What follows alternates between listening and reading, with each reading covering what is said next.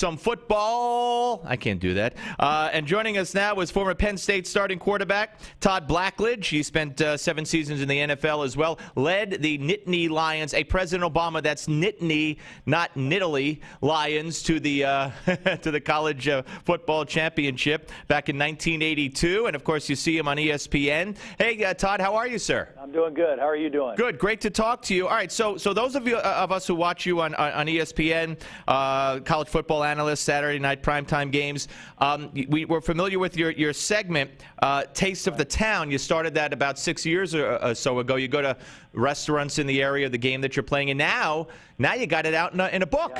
Yeah.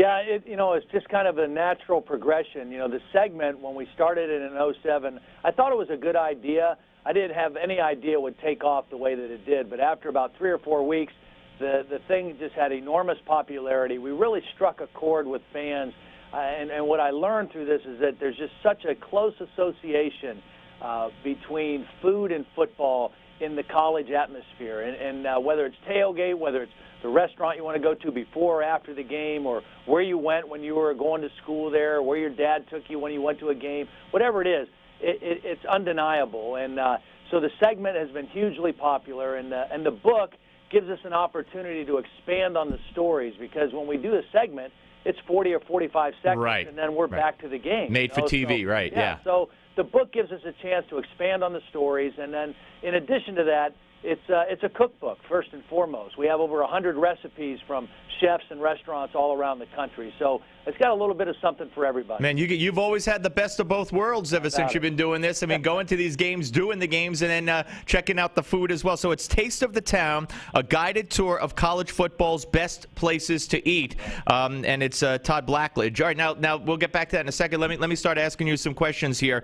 The first week under our belts in the NFL, I'm sure you still keep abreast of what's going on in the NFL. Anything that struck you? Anything that struck you from the quarterback position in particular? I mean, Peyton Manning was just on fire. 7 touchdown passes without an interception. I think only he and Y.A. Tittle have ever done that now. Yeah, he was very impressive, and I love Peyton. I mean, I loved covering him in college. I just love the way he carries himself, the way he takes care of his business, the way he presents himself, and so happy for him. I think some people were still questioning, at 37 years of age, has the game passed him up at all? Was he going to get the strength back that he needed to play at the level that we've, kind of are accustomed to him playing at? And, boy, I sure thought that first week he was super impressive. So that really stood out to me. I was having fun last night watching the Philadelphia Eagles and watching Chip Kelly's offense and how that translated from his success at Oregon to the NFL. And, that pace that they had last night, they gained over 300 yards in the first half alone,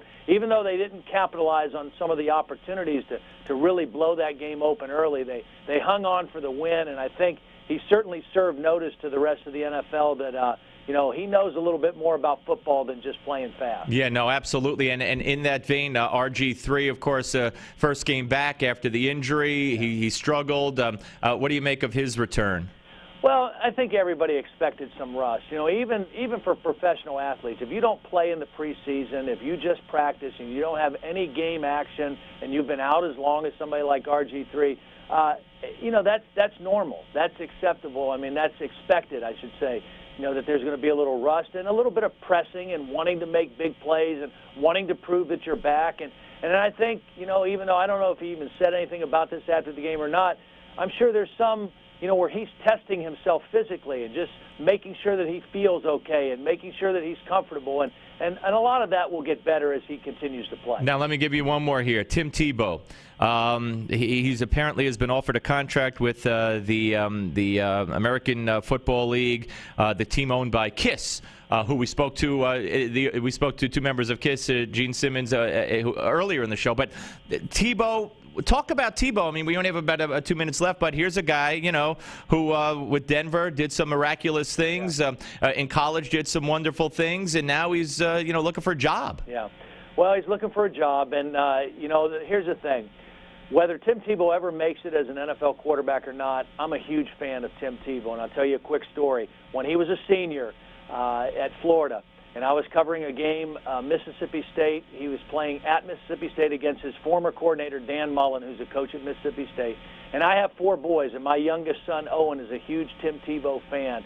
And he knew that, and I talked to him the night before and showed him a picture of Owen wearing his jersey. And the next day, he came out before the game, an hour before the game, and I was on the field watching pregame, and he came running over to me, and he handed me something, and he said, "Here, this is the wristband, the play wristband that I wore in the Tennessee game this year." Wow. And he had signed it to Owen.